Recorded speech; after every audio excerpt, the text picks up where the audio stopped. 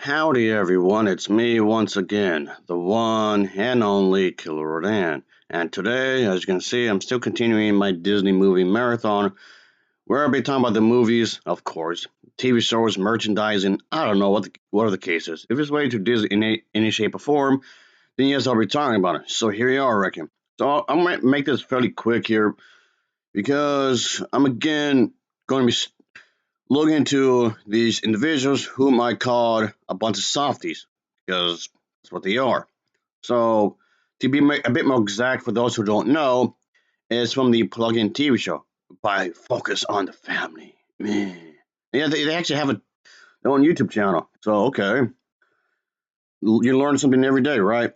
Well, here we go. And for this little video I'm just discussing, somebody's going to be talking about the fact Inside Out 2 is a massive success, which it is.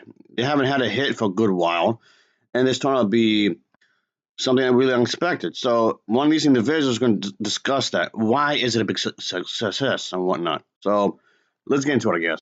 Oh, yeah. Out 2 did $155 million in its opening weekend. Holy shit, dude, that's what you look like? Oh, holy hell. You look a lot older than I thought you did.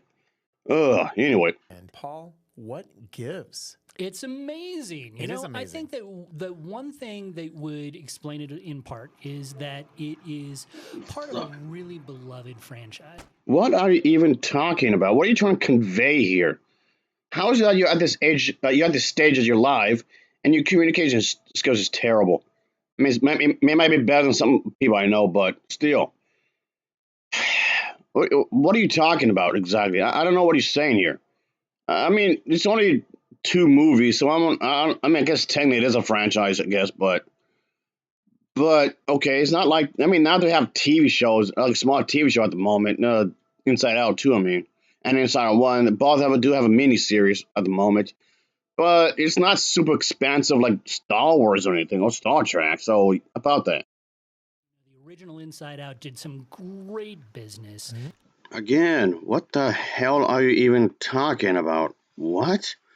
Yes, the first one was a success, and the second movie, Inside Out 2, was even a bigger success. That's true. And yes, Moana 2 was also a huge success as well. And okay, and let me see another. Okay, here's another one for you. Yeah, Frozen 2 also made way more money than the original film. So, okay, are you seeing a common thread here? So, yes, it is possible for a sequel from Disney to make more money because it has happened quite a few times, actually.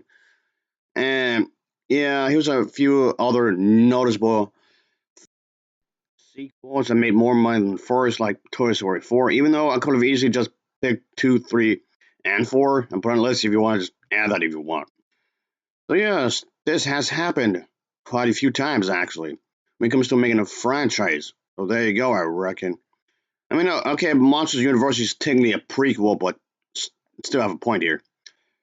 But they still make a lot of money. Didn't make more, but still made a reasonable amount of money, so it still counts to some extent, I guess. But this doesn't always happen. This case in point, the Cinderella 2, which I thought was one of the worst sequels ever, it didn't do all that well.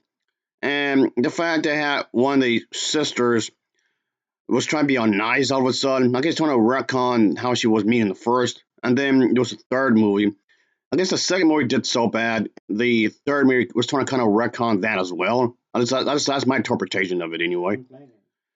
So, anyway, and then, while I do think it's a better movie than part two, but part three didn't do better. It didn't perform better than the first movie. It might have performed a bit better than the second one, I guess, but still. But anyway, I don't want to be on this part for too long, but still, another example is, of course, let me see. Oh, yeah, Pocahontas 2. That didn't outperform the first one.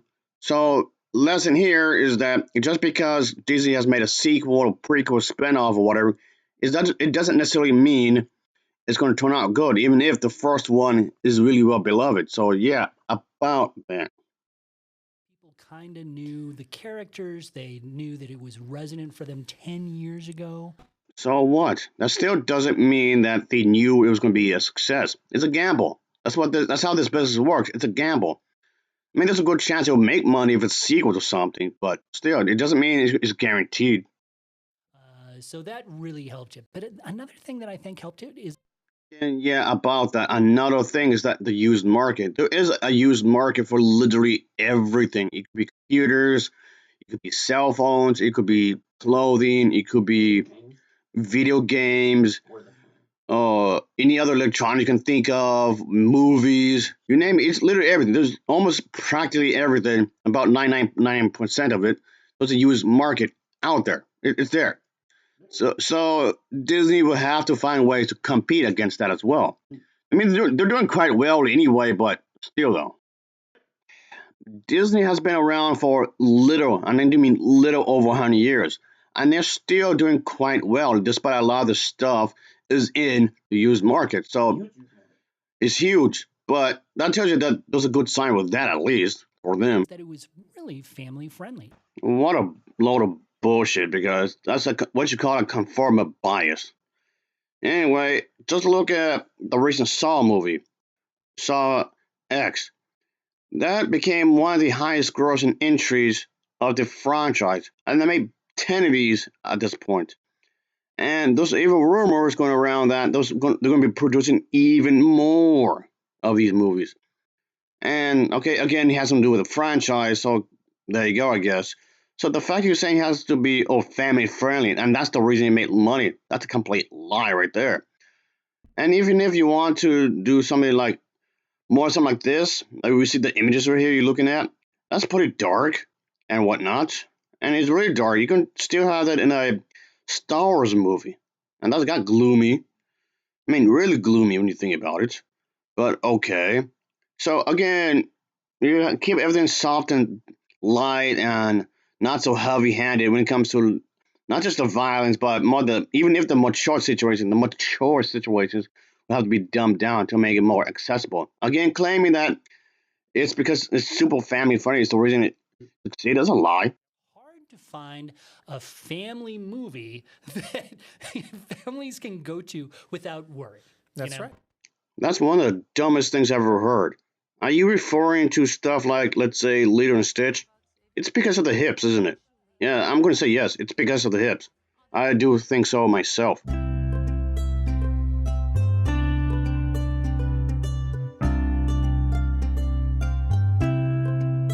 Oh my, that's lovely, that is. That doesn't even make any sense anyway, especially considering the fact that, especially back in the day, when it comes to movie ratings, yes, you could actually get a lot away with when it comes to something PG and whatnot. I mean, yes, you got away with a lot of stuff with a PG rated film back in the day. I mean, nowadays, not really at all. But yeah, movies these days has been too watered down. Movies, especially family movies, has been extremely watered down, even in this day and age. Unfortunately, when it comes to family movies, it is annoying if you ask me. Give me a break here. And this one really avoided, I guess we'll just call it LGBT themes that we.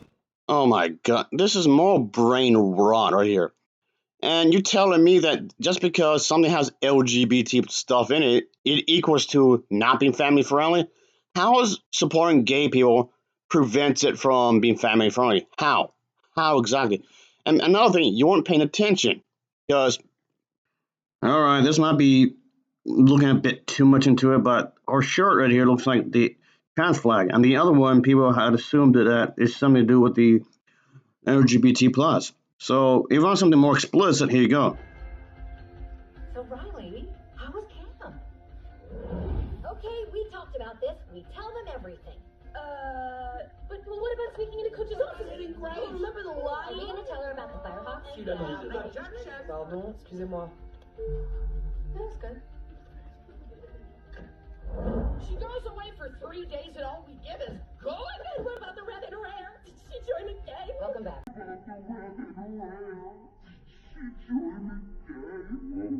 We've seen in so much of what Disney and Pixar have done. What about the red in her hair? Did she join the game? Welcome back. Really the last 6 or 7 years, and I wonder What about the red in her hair? Did she join the game? Welcome back. how big a role that plays that families felt like, What about the red in her hair? Did she join the game? Welcome back. oh, I don't have to worry about that. About the red and rare. Did she join the gang? Welcome back. Years. And I wonder how big a role that plays, that families felt like, oh, I don't have to worry about that. About the red and rare. Did she join the gang? Welcome back. So ultimately, that's what you were worried about? That right there is what you were worried about? Okay, this is homophobic, of course. Again, just because they want to be representative, I mean, there are other incidents of this within the film. It's very subtle, but you might see something in the background somewhere and whatnot, because there is a flag, an LGBT plus flag in the background in a room somewhere. That is a scene, of course. That is a part of a scene. So if you actually paid attention, which these people clearly didn't, is that you would find it. You would definitely find it. I mean, okay, if it's there, so what? And of course, I've heard this argument before where it's somehow anti-family, is against family if you have the representation somehow. But again, what does that even mean? What do you mean it's anti-family?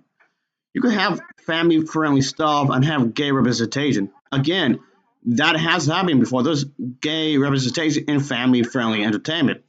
There's been multiple. I mean, multiple. Here. Like I said, I would go more into it here in this video, but I just want to keep this fairly short. So it's ridiculous. I don't see what the plot is exactly. It's nonsensical. Christ. I mean, there's whatever. Oh, I got engaged. Oh, wow. That's great. What's her name? Kiko. She's one of the science crew. Yeah, Lightyear was actually banned in several places because, oh no, it's supposedly too gay. What? So is that what you want?